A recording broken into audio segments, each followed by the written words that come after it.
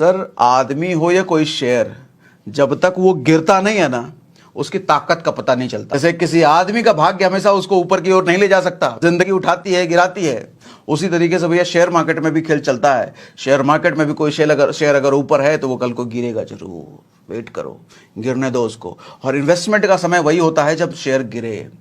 अब ये सवाल उठता है कि क्या बहुत पढ़े लिखे लोग ही शेयर मार्केट में इन्वेस्ट कर सकते हैं? इनकी आज के टाइम में नेटवर्थ है 21 बिलियन US$। सर ये ग्रेजुएट भी नहीं है। नौकरी में आप जितना साल का कमाए ना, स्टॉक मार्केट में आदमी उतना डेली का कमा रहा है। तो 4 करोड़ का नेट प्रॉफिट कमा लिया इसने एक महीने में, 4 करोड़ का। 37 लाख रुपए हो चुका होता आपका 2023 तक, क्योंकि 32% का एनुअल रिटर्न दिया है टाइटन। भैया कहां 32 लाख रुपए मिल रहे हैं 13 साल में। और इस वाली कैटेगरी में जरा आप देखिए, कहीं 2 लाख, कहीं 2.25 लाख, कहीं 3.25 लाख। तो 1 लाख रुपए अगर आपने उसमें डाले होते हिंदुस्तान लेवर में, तो भैया 2,44,000 हो जाता आप अगले 4 साल में, क्योंकि 24.95% का रिटर्न मिला है 4 साल। 11 लाख रुपए हो जाता आपका 2023 तक, क्योंकि 20% का एनुअल रिटर्न मिल चुका है। समाज में जब तक देखो ज्यादा समझदार लोग रहेंगे, ज्ञानी लोग रहेंगे, अज्ञानी लोगों का हमेशा शिकार होता रहेगा। अज्ञानी लोगों को ठगा जाएगा हमेशा। तो आप अज्ञानी हो क्यों? ज्ञान डेवलप करो ना। सेशन में हम बात करने वाले हैं स्टॉक मार्केट, शेयर मार्केट होता क्या है और क्यों होता है, हम जैसे लोगों को क्या जरूरत है क्या। हम जैसे कहने का मतलब, हम जैसे मिडिल क्लास लोग जो नौकरी पेशे वाले होते हैं या छोटा मोटा बिजनेस करते हैं, कोई भी छोटा मोटा काम करते हैं, हमारे जैसे लोगों के लिए स्टॉक मार्केट का मतलब क्या है? हमारे को कोई काम ही नहीं होता इससे। ये सब तो पैसे वाले लोगों का काम है, जिनके पास पैसा है, बहुत 2 नंबरी का काम है, वो लोग स्टॉक मार्केट में जाते हैं इन्वेस्ट करने, वहां से पैसा कमाते हैं। हमारे पास भैया इतना पैसा नहीं है स्टॉक मार्केट में जाए। हमारे लिए FD ठीक है, PPF ठीक है, LIC ले लिया वही ठीक है, वहीं इन्वेस्ट कर लेते हैं। ज्यादा से ज्यादा म्यूचुअल फंड भी आजकल सीखे गए हैं, वहीं से काम चला लेंगे। स्टॉक मार्केट की जरूरत क्या है? सबसे पहले यह समझते हैं क्या जरूरत है क्या स्टॉक मार्केट समझने की। क्या स्टॉक मार्केट से हम जैसे लोगों को कोई फायदा है क्या? तो सबसे पहले यह समझेंगे, उसके बाद हम बेसिक्स वगैरह, क्या स्टॉक मार्केट की टर्मिनोलॉजीज क्या होता है, कौन इन्वेस्ट करता है, कैसे मार्केट ऊपर नीचे होता है, प्राइस कौन बढ़ाता है घटाता है, क्या फ्रॉड होते हैं, क्या स्कैम होते हैं, आम आदमी का पैसा डूबता भी है क्या इसमें? हाँ डूबता है, वो भी बताऊंगा। आम आदमी पैसा कमाता भी है इसमें, क्या कमाता है वो भी बताऊंगा। पहले ये समझते हैं जरूरत है कि नहीं, पहले ये। तो मैं सबसे पहले स्क्रीन शेयर कर देता हूं अपने फोन की और उस पर कुछ चीजें आपको दिखाता हूं। Let me share my screen. Okay, so अब मेरी स्क्रीन आ गई आपके सामने। यहां पर मैंने क्या करा है, यहां पर मैंने कुछ इन्वेस्टमेंट के नाम लिखे हैं, और जैसे एंडोमेंट पॉलिसी लिखा है, FD लिखा है। आपने अगर 1 लाख रुपए 2010 में इन्वेस्ट करा होता, इन सारी चीज़ों में हमने कंपेयर करा है, जैसे गोल्ड ले लिया होता या किसी शेयर में इन्वेस्ट किया होता, तो उस टाइम पे 1 लाख रुपए आज किस में हमारे को ज़्यादा सबसे ज़्यादा रिटर्न देता, जरा ये समझने की कोशिश करते हैं। तो हम तो ये समझ जाएंगे भैया आगे किस में हमारे को इन्वेस्ट करना है। तो सबसे पहले मैंने लिखा है यहां पर endowment policy. Endowment policy term से आप लोग नहीं समझ पाएंगे तो वैसे समझा देता हूं। एंडोमेंट पॉलिसी ये वही वाली पॉलिसी है, वही 2 नंबर वाली पॉलिसी है। 2 नंबर मतलब नकली पॉलिसी, जो लाइफ इंश्योरेंस के नाम पे आपको बेचा जाता है। जीवन ढंग, जीवन बेढंग, जीवन तरंग, जीवन उमंग, जीवन लटंग, जीवन फिरंग, जिंदगी के बाद भी, साथ भी, इधर भी उधर भी। देखो उन जैसी पॉलिसीज को अगर आपने लिया है 2010 में, ऐसी पॉलिसीज में मैं मान रहा हूं महीने वाला नहीं, 1 लाख डाल के छोड़ दिया होता किसी पॉलिसी में, तो आपको 2010 में रिटर्न मिलता 5.74% के हिसाब से। मैंने क्लिक किया है यहां पे, मैंने लिख दिया है। तो 2010 में आपका पैसा हो जाता 1.25 लाख, ठीक है। और यही पैसा 2023 में 6% के हिसाब से मैंने कैलकुलेट किया तो 2.13% हो जाता है। आप कहते हो 6% कैसे? सर आप अगर परसेंटेज कैलकुलेट करोगे ना इन पॉलिसी का, तो यही निकल के आएगा। दरअसल कैलकुलेट करना बहुत मुश्किल होता है, क्योंकि इन पॉलिसीज को बनाने वाले मुझे लग रहा है नासा से साइंटिस्ट आते होंगे, क्योंकि इनका प्लान इतना कॉम्प्लिकेटेड होता है। भाई साहब परसेंटेज तो पूछ लो ना एजेंट से, कितने % का रिटर्न मिल रहा है, एजेंट भी नहीं बता पाएगा, क्योंकि हम सीनियर से पूछेंगे, सीनियरों को नहीं पता होगा। अच्छा कोई बढ़िया कैलकुलेट करने वाला, मैथ का नॉलेजेबल हो, वही कैलकुलेट कर पाएगा, ठीक है। तो वैसे आज के टाइम तो इंटरनेट का जमाना है, इंटरनेट पे आप सर्च कर सकते हो, तो आपको पता चल जाएगा कितना % रेट मिलता है। वैसे एजेंट कभी नहीं बताएगा आपको। तो 6% के हिसाब से भैया 1 लाख रुपए अगर 2010 में अपना डाला होता, तो 2023 में आपको 2.13 लाख मिलता, 2 लाख मतलब लगभग डबल। कितने साल में? 13 साल में। अब आगे हम बढ़ते हैं। दूसरा हमने लिया एफडी। एफडी में 1 लाख रुपए अगर 2010 में डाला होता तो 1,27,000 हो जाता भैया। 6.16 पे हिसाब से हमने लिया है। अच्छा, 6.16 एनुअल के हिसाब से हमने लिया है। और 2023 में यही पैसा आपका 2,27,000 हो जाता। 6.5% के हिसाब से हमने एनुअल ले लिया। ठीक है, पीपीएफ में डाला होता तो पीपीएफ का 1 लाख रुपए आपका 1,31,000 बन जाता। 2023 में आपको ये बन जाता 2,41,000 रुपए। 7% के हिसाब से हमने लिया है पीपीएफ का। गोल्ड में अगर 1 लाख रुपए आपने डाला होता तो आपका गोल्ड भैया 1,55,000 का हो जाता। और इसमें रिटर्न, ये बेसिकली गोल्ड का जो प्राइस है, आप गूगल में सर्च करोगे, जितना 2010 में था, जितना 2014 में हुआ, जितना अभी है, उसके हिसाब से मैंने कैलकुलेट करके ये आपको शेयर किया है। ठीक है, तो 1 लाख रुपए अगर उस टाइम डाला होता तो गोल्ड का जो रिटर्न मिला है 11.58% मिला है 4 साल में। ठीक है, ये बढ़िया है, बाकियों से तो बहुत बढ़िया है। ठीक है, और उसी को अगर हम 2023 तक देखते हैं तो 9.75%, ये बाकियों से बहुत बढ़िया है। ठीक है, तो 3,35,000 रुपया आपका हो जाता अगर गोल्ड में 2010 में डाला होता। लेकिन क्या गोल्ड ही बेस्ट है? अब आगे बढ़ो भैया, जरा आगे बढ़ो, जरा देखो ये भी। ब्रिटानिया कंपनी के शेयर में अगर आपने डाला होता, जस्ट 1 सेकेंड, थोड़ा इसको मैं, हाँ, ब्रिटानिया कंपनी के अगर शेयर में आपने डाला होता 1 लाख रुपए उस वक्त, तो सर जो ब्रिटानिया कंपनी के शेयर की प्राइस 2010 में थी और 2014 में हुई और 2023 में जो है, उस प्राइस के हिसाब से ही मैं कैलकुलेट करके बता रहा हूं। मतलब ये एक्चुअल प्राइस के बेस पे कैलकुलेट करके बता रहा हूं।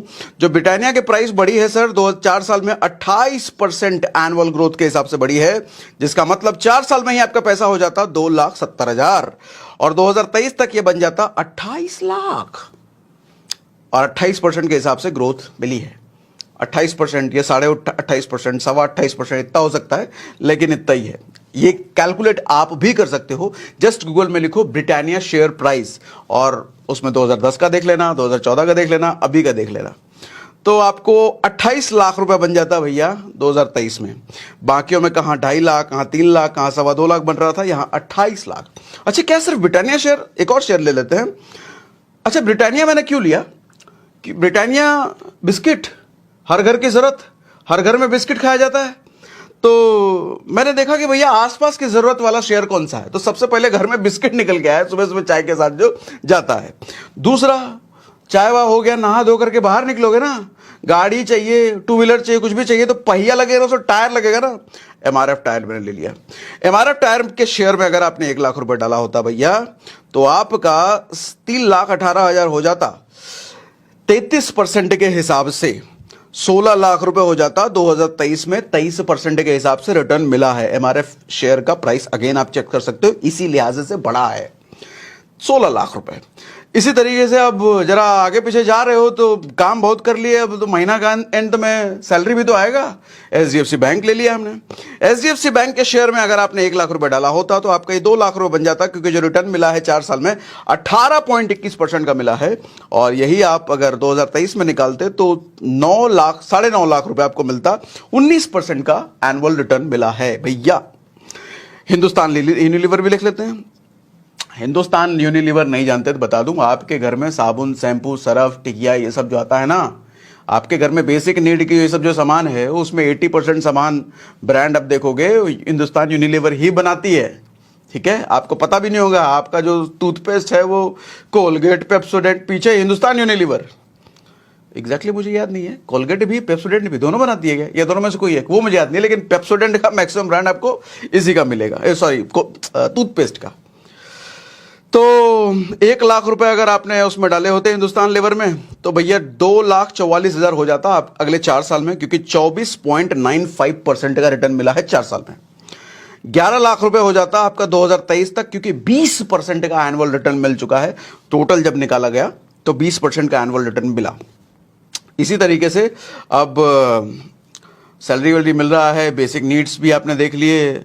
अब जरा घर की पेंटिंग वेंटिंग का भी देख लें, घर वर है तो दिवाली वाली आने वाला होगा तो घर की पेंटिंग, तो हमने एशियन पेंट को भी नहीं छोड़ा, यहाँ पे एशियन पेंट भी ले लिया है।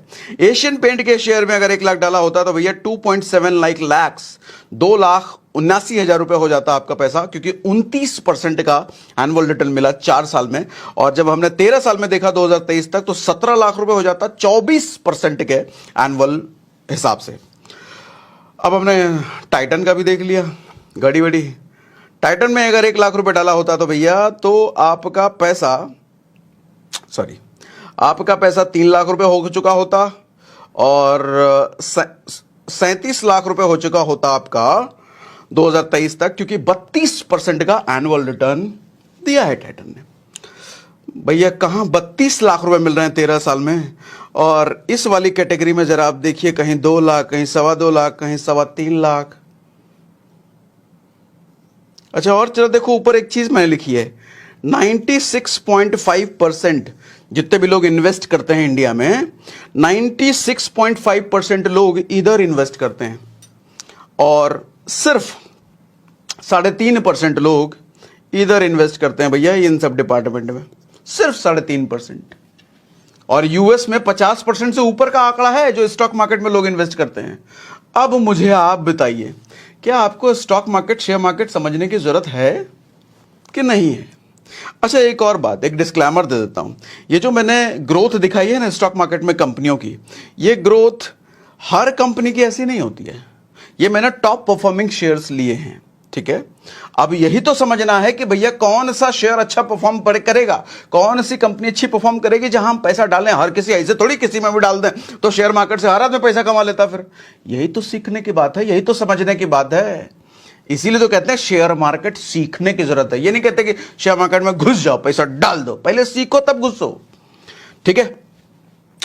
और नहीं भी शेयर मार्केट सीखो, म्यूचुअल फंड की भी अगर बात करो, जो कि इनडायरेक्ट इन्वेस्टमेंट होता है, डायरेक्टली आपको शेयर में तो इन्वेस्ट करते नहीं हो। म्यूचुअल फंड में इन्वेस्ट करना मतलब किसी कंपनी का आपने पैसा दे दिया जो आपका फंड मैनेज करती है। सर उसमें भी एनुअल आप देखोगे ना, लंबे समय में 15% का रिटर्न मिल जाता है। तो उसमें भी अगर 1 लाख रुपए डाले होते ना लमसम में, एक बार डाल के छोड़ दिए होते, तो सर 6.5 लाख रुपए आपका बन जाता, 6.25 लाख रुपए बन जाता 2023 तक। इनसे तो बढ़िया ही है। अब सवाल उठता है कि 96% जितने भी, आबादी का नहीं बोल रहा हूं मैं ये बोल रहा हूं जितने लोग इन्वेस्ट करते हैं उसका 96% लोग इधर इन्वेस्ट कर रहे हैं। ऐसा क्या है? अज्ञानता। स्टॉक मार्केट तो 2 नंबर वाला काम है, जिसके पास 2 नंबर कमाई है वही स्टॉक मार्केट में करेगा। हमारा ज्यादा कमाई थोड़ी है जो हम स्टॉक मार्केट में पैसा डालें, यही सब चीजों की वजह से। और स्टॉक मार्केट में हमने सुना बहुत जुआ है, एकदम जुआ है, पैसा बर्बाद हो जाता है, लोग बर्बाद होते। हमने देखा हमारा चाचा का लड़का गया था, वो तो बर्बाद हो गया। हमारा एक दोस्त था, उसने सुसाइड कर लिया। सर ये सब भी चीजें सही है, ये सब भी चीजें होती हैं, लेकिन क्या हर जगह होती है? क्या हर कोई ऐसा ही होता है? अरे भैया, मेडिकल की तैयारी करते हुए, आईआईटी की तैयारी करते हुए लड़के नहीं मरते, सुसाइड नहीं कर लेते। आईएएस की तैयारी करते हुए लड़के सुसाइड नहीं कर लेते। इसका मतलब कि आईएएस की तैयारी नहीं करो, मेडिकल की तैयारी नहीं करो, आईआईटी की तैयारी नहीं करो, ऐसा नहीं होता ना। एक पुलिस वाले ने आपका घर लूट लिया तो क्या सारे पुलिस वाले ऐसे ही होते हैं? नहीं ना। कोई मुंबई रेलवे स्टेशन पे उतरा और उतरते उसका पॉकेट मार लिया गया, तो क्या मुंबई में जो भी उतरता है उसका पॉकेट ही मारा जाता है? ऐसा नहीं होता ना। सर मैं तो डेटा शेयर कर रहा हूं, ये डेटा मैं जो दिखा रहा हूं इसको गूगल में आप सर्च कर लो, आपको पता चल जाएगा। अब समझ में आ रहा है शेयर मार्केट में करना है कि नहीं करना है, इन्वेस्ट करना चाहिए कि नहीं करना चाहिए।